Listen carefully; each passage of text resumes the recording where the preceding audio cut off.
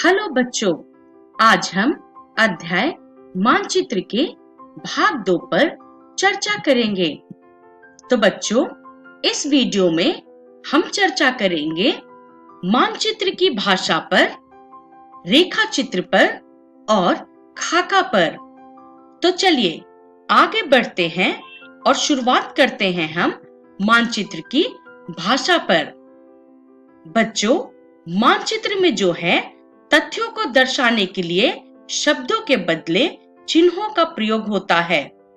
तो इस हिसाब से मानचित्र के जो प्रमुख तत्व हैं वो निम्नलिखित हैं। बच्चों, मानचित्र का पहला प्रमुख तत्व जो है वो है पैमाना। बच्चों, मानचित्र एक द्विआयामी रेखांकन होता है। ये पूरे विश्व या उसके किसी एक भाग को कागज के छोटे टुकड़ों पे दिखाया जाता है। अगर हम बात करें पैमाने की, तो स्थल पे वास्तविक दूरी तथा मानचित्र पे दिखाई गई दूरी के बीच के अनुपात को ही हम पैमाना कहते हैं। बच्चों, पैमाने के आधार पे मानचित्र के 2 प्रकार होते हैं। पहला छोटे पैमाना वाला मानचित्र और दूसरा बड़े पैमाने वाला मानचित्र। तो चलिए अब हम आगे बढ़ते हैं और अपनी चर्चा मानचित्र की भाषा अर्थात मानचित्र के प्रमुख तत्व पैमाने पे जारी रखते हैं। और बच्चों, शुरुआत में हम चर्चा करेंगे छोटे पैमाने वाले मानचित्र पे। तो बच्चों, जब किसी छोटे मानचित्र पर एक बड़ा क्षेत्र दिखाया जाता है तो इसे छोटे पैमाने वाला मानचित्र कहते हैं। जैसे कि किसी देश या राज्य का मानचित्र। जैसे कि हम एक एग्जाम्पल लेते हैं। अगर हमें किसी मानचित्र पे 5 सेंटीमीटर स्थल के 200 किलोमीटर दर्शाना होता है, तो इस प्रकार का जो मानचित्र है उसे हम छोटे पैमाने वाले मानचित्र कह सकते हैं। जैसा कि आप इस चित्र में देख सकते हैं। हमारा जो दूसरा है वो है बड़े पैमाने वाला मानचित्र। तो बच्चों, जब किसी मानचित्र पे एक छोटे क्षेत्र को दिखाया जाता है तो इसे बड़े पैमाने वाला मानचित्र कहते हैं। जैसे कि किसी गांव या शहर का मानचित्र। चलिए यहाँ पे एक उदाहरण लेते हैं। मान लेते हैं कि आपका जो विद्यालय है आपके घर से 10 किलोमीटर दूर है और इसे मानचित्र पे हमें दर्शाना है। तो बच्चों, हम 10 किलोमीटर की वास्तविक दूरी तो मानचित्र पे नहीं दर्शा सकते। तो इसके लिए हम क्या करते हैं, एक छोटा पैमाना जो है वो सेलेक्ट करते हैं। जैसे कि मान लीजिए हमने सेलेक्ट किया 1 centimetre is equal to 10 kilometre, अर्थात मानचित्र पे दर्शाया गया 1 सेंटीमीटर 10 किलोमीटर के बराबर है। तो आपके मानचित्र का पैमाना होगा 1 centimetre is equal to 10 kilometre. बच्चों, अगर आपको पैमाने की जानकारी है तो आप मानचित्र पे दिए गए 2 स्थानों के बीच की दूरी को आसानी से पता लगा सकते हैं। चलिए अब हम आगे बढ़ते हैं। आगे बढ़ते हुए हम अपनी चर्चा मानचित्र की भाषा पे जारी रखते हैं। अब हम मानचित्र के दूसरे प्रमुख तत्व प्रतीक, चिन्ह और रूढ़ चिन्ह के बारे में चर्चा करेंगे। बच्चों, मानचित्र पे जो है अलग अलग प्रकार के चिन्हों का प्रयोग होता है, जिन्हें विभिन्न व्यक्ति विभिन्न रूप से विभिन्न तथ्यों को प्रदर्शित करने के लिए उपयोग में लाता है। बच्चों, यह चिन्ह रेखा, बिंदु, वर्ग, वृत्त, त्रिभुज आदि के द्वारा दिखाए जाते हैं। बच्चों, उस स्थिति में जब हम किसी विशेष की भाषा से अपरिचित भी हों तो हम मानचित्र पे दिए गए चिन्हों की सहायता से उस क्षेत्र के बारे में पर्याप्त भौगोलिक जानकारी प्राप्त कर सकते हैं। मानचित्र की एक विश्वव्यापी भाषा होती है जिसे हम आसानी से समझ सकते हैं। बच्चों, इन प्रतीक चिन्हों के उपयोग के संबंध में एक अंतरराष्ट्रीय सहमति है। ये चिन्ह रूढ़ या प्रतीक चिन्ह कहलाती हैं। जैसा कि आप इस चित्र में देख सकते हैं, जहां पे रेलवे लाइन, उनमें भी बड़ी लाइन, मीटर लाइन और रेलवे स्टेशन, इन तीनों को अलग अलग चित्रों या चिन्हों के द्वारा दिखाया गया है। वहीं पे सड़कों में पक्की सड़क और कच्ची सड़क के भी अलग अलग चिन्ह हैं। उसी प्रकार अगर हम बात करें नदी, कुआं, तालाब, नहर या पुल की, तो उन्हें भी अलग अलग चिन्हों और चित्रों के माध्यम से दिखाया गया है। तो चलिए अब हम आगे बढ़ते हैं। आगे बढ़ते हुए हम अपनी चर्चा मानचित्र की भाषा को जारी रखते हैं। अब हम मानचित्र के तीसरे प्रमुख तत्व दिशा पर चर्चा करेंगे। बच्चों, अधिकतर मानचित्र के ऊपर आपने देखा होगा कि तीर के निशान के साथ U या N जो है इंगित किया गया है। यह उत्तर दिशा को दर्शाता है।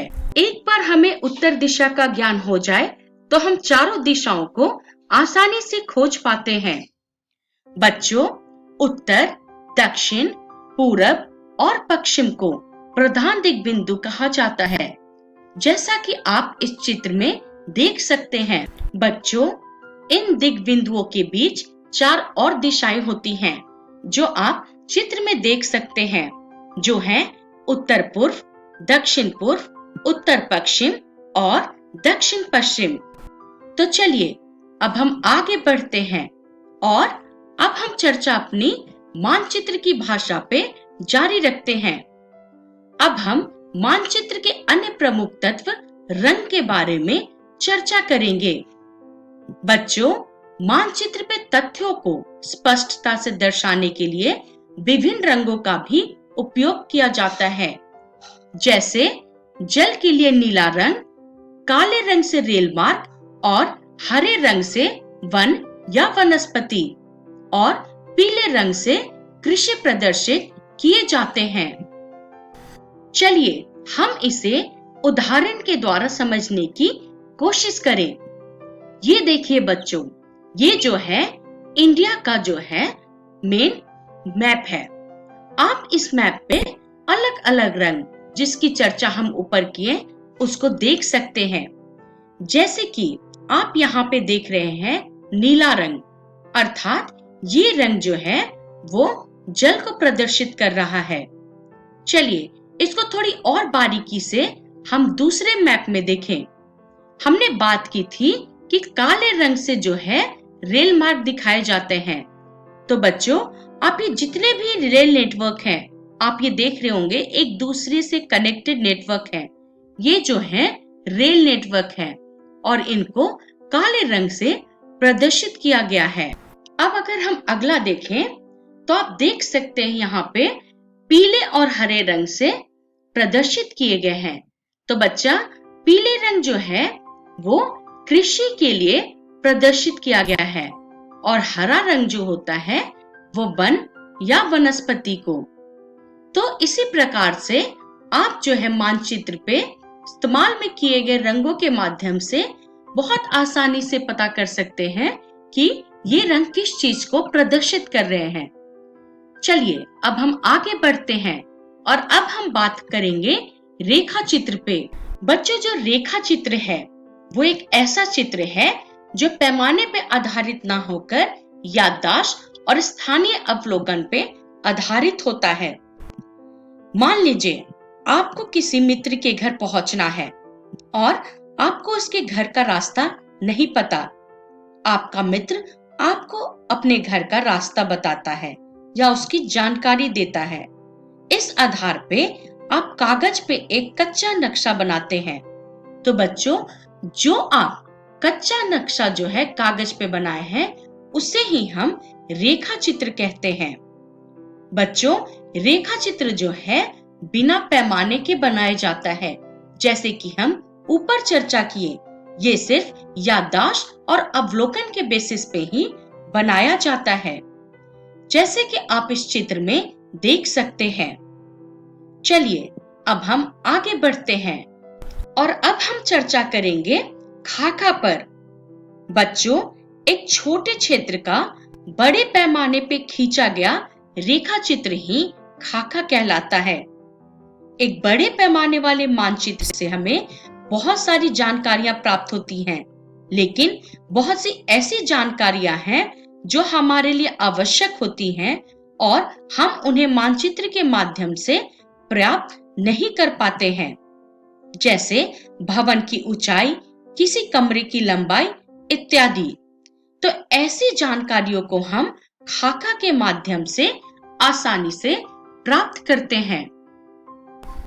जैसा कि आप इस चित्र में देख सकते हैं, इस चित्र में आपको बैंक, पंचायत भवन, विद्यालय, बाजार ये सब तो दिख ही रहे हैं। इसके साथ साथ यहाँ पे आपको घर भी दिख रहे हैं और उनकी पैमाना भी दिख रहा है, जैसे उनकी कितनी लंबाई है और उनकी कितनी ऊंचाई है। तो इन्हीं सब को जानकारी को हम जो है वो खाका के माध्यम से प्राप्त करते हैं। चलिए अब हम आगे बढ़ते हैं और चर्चा करते हैं कि इस वीडियो में हमने क्या सीखा। तो बच्चों, इस वीडियो में हमने मानचित्र की भाषा, रेखा चित्र और खाका पे चर्चा की, जिसका रेफरेंस है भूगोल कक्षा 6 की पाठ्य पुस्तक। बच्चों, अगले वीडियो में हम प्रश्न उत्तर हल करेंगे। तब तक के लिए धन्यवाद।